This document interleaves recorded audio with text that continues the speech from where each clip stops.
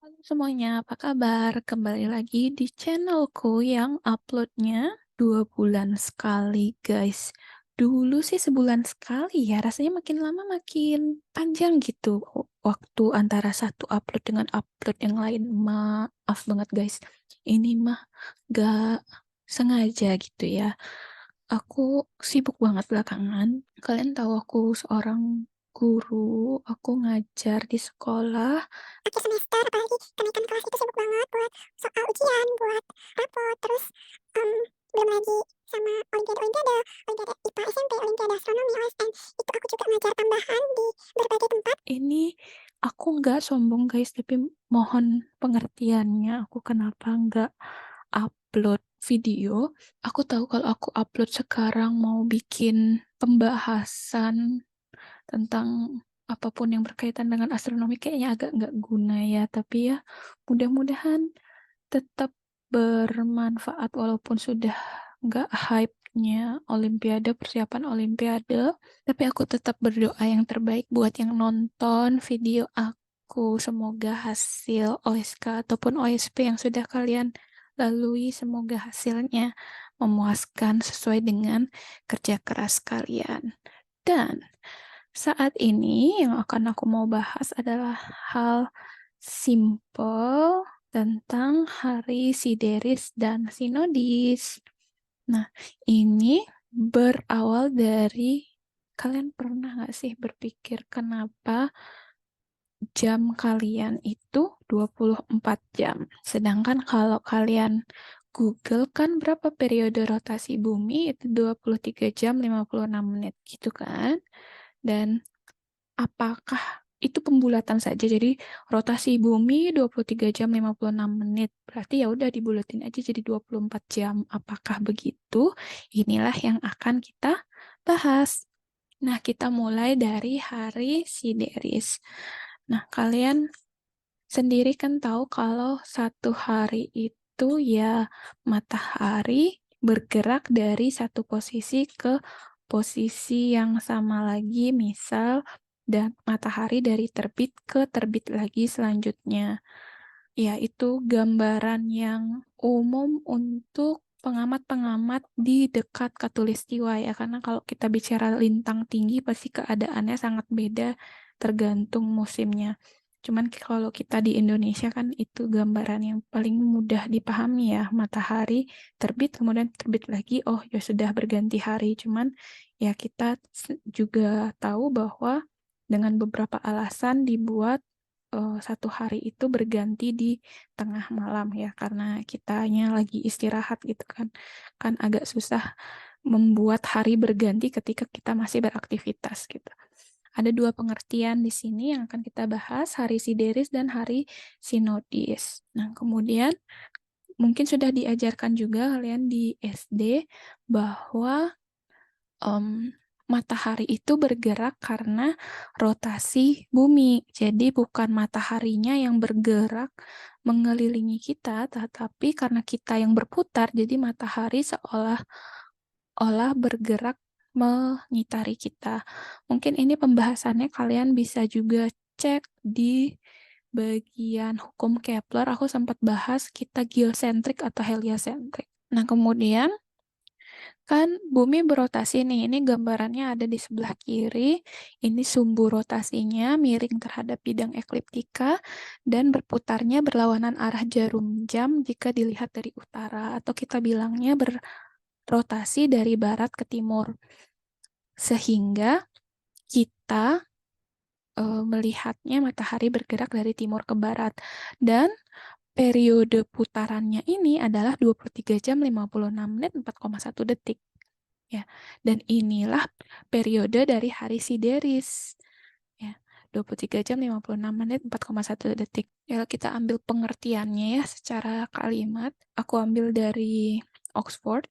Jadi, hari Sideris ini adalah waktu antara transit titik Aries ke transit selanjutnya. Ya, jadi dan ini sama dengan periode hari periode rotasi bumi tersebut.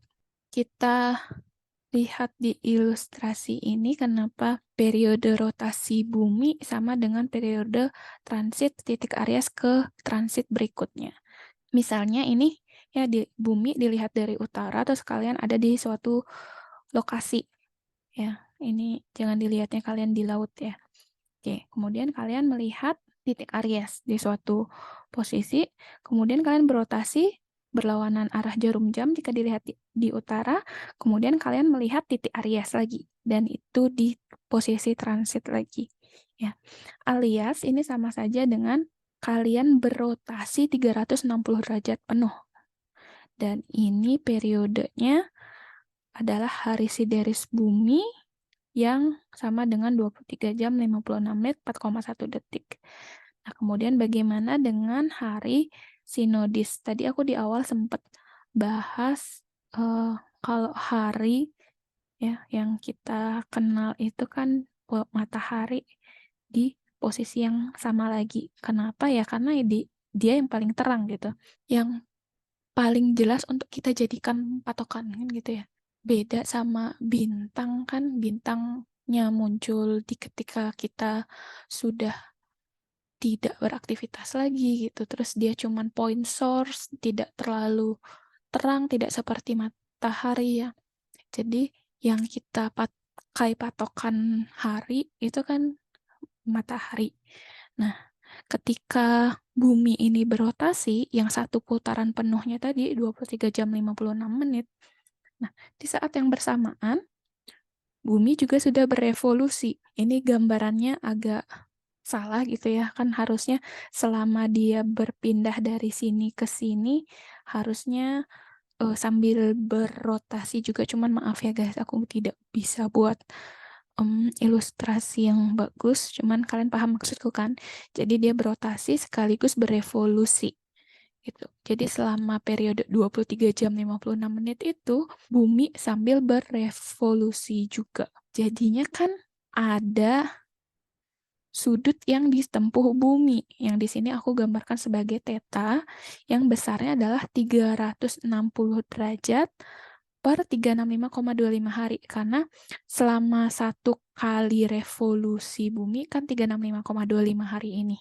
Dan itu ditempuh 360 derajat.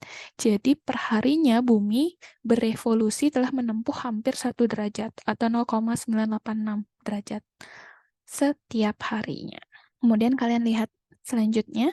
Nah, ini kan hari 1 gitu ya. Hari pertama misalnya gambarannya seperti ini ya. Jadi kalian melihat matahari dan titik Aries di suatu lokasi. Nah, kemudian tadi sambil berotasi bumi berevolusi juga jadi pindah ke sini ya. Nah, berotasi 360 derajat sampai sini ya, alias di titik sini lagi ya. Sudah ketemu titik Aries lagi, sudah hari sideris atau 23 jam 56 menit tadi ya. Itu baru ketemu transit titik Aries ke titik Aries selanjutnya. Tapi kita belum melihat transit matahari gitu. Kita belum melihat matahari di posisi yang sama. Nah, untuk melihat matahari di posisi yang sama, bumi harus berotasi sedikit lagi. Sebesar theta. Tetanya tadi kita sudah hitung sebesar 0,986 derajat per harinya. Atau kalau kita konversi ya, dengan 360 derajat itu untuk 24 jam, maka itu sekitar 4 menit. Jadi, bumi perlu berotasi 4 menit lagi supaya matahari yang transit lagi. Nah, di sini bisa juga kita bilang bahwa hari sideris, ya sesuai katanya sidereal itu kan untuk bintang. Jadi kalau bintang ya, yang tadi aku bahas kan titik Aries. Nah, ini juga berlaku untuk bintang-bintang. Kalau bintang akan transit lagi di posisi yang sama dalam waktu 23 jam 56 menit. Tapi untuk matahari transit lagi atau berada di posisi yang sama lagi itu perlu periodenya 24 jam. Itu dapat dari mana?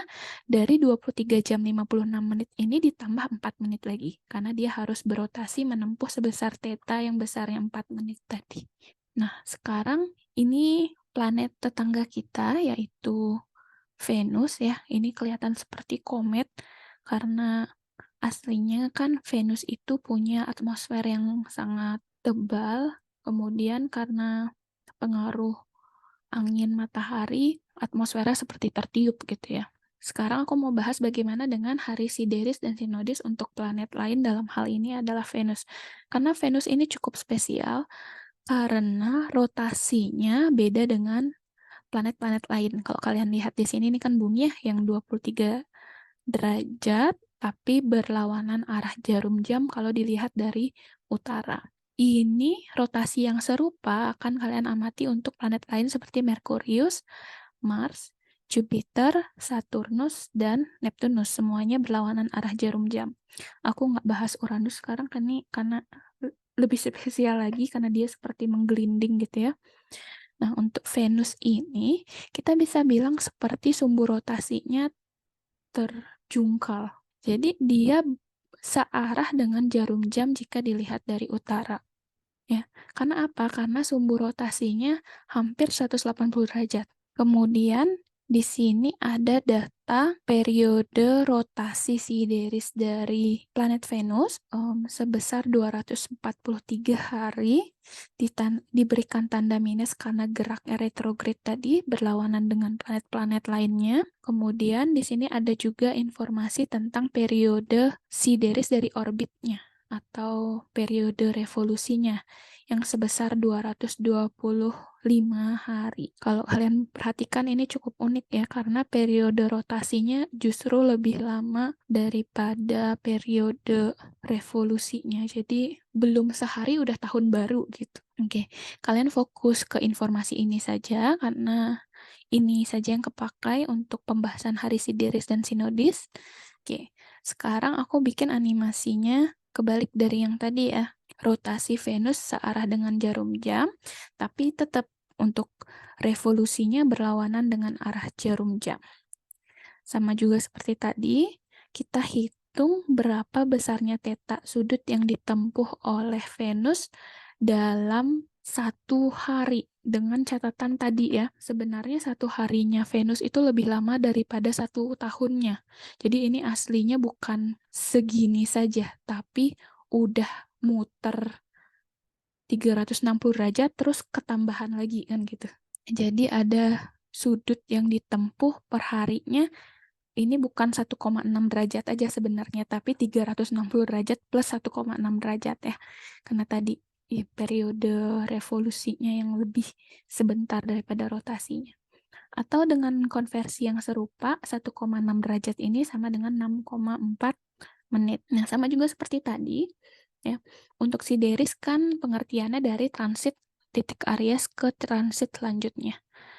Sedangkan untuk hari sinodis, yang dipakai patokan adalah matahari, transit matahari ke transit matahari selanjutnya. Bedanya adalah Venus berotasi ya, berotasinya searah jarum jam, belum 360 derajat dia udah ketemu matahari. Justru untuk transit titik Aries atau untuk menempuh satu hari sideris, dia harus menempuh sebesar theta. Jadi kebalikannya tadi. Kalau untuk mencapai transit matahari lagi harus ditempuh sudut. Nah, ini menempuh sudut tambahannya justru untuk mencari transit titik Aries lagi. Ini yang sudah kita hitung sebesar 6,4 menit. Jadi, di sini berkebalikan dengan tadi. Kalau yang tadi sinodisnya adalah hari sideris, kita tambah 4 menit atau sebesar tetanya ya. Nah, hari sinodisnya adalah hari siderisnya kita kurangi dengan 6,4 menit ya. Hari siderisnya justru yang lebih panjang daripada hari sinodisnya. Ingat, ini adalah kasus untuk rotasi yang retrograde, tetapi revolusinya tetap berkebalikan dengan arah jarum jam. Ini ada kuis singkat, tapi aku nggak punya hadiah, guys. Jadi ya Kalian iseng-iseng aja jawab di kolom komentar, coba kira-kira berapa panjang hari sinodis untuk planet Mars? Untuk periode siderisnya kalian bisa cek di Google atau bisa juga di tabel konstanta yang kalian punya atau juga bisa di bagian biasanya di bagian appendix buku-buku astronomi ya. Oke, sekian aja video kali ini. Semoga bermanfaat. Sampai ketemu lagi di video-video lainnya. Bye bye.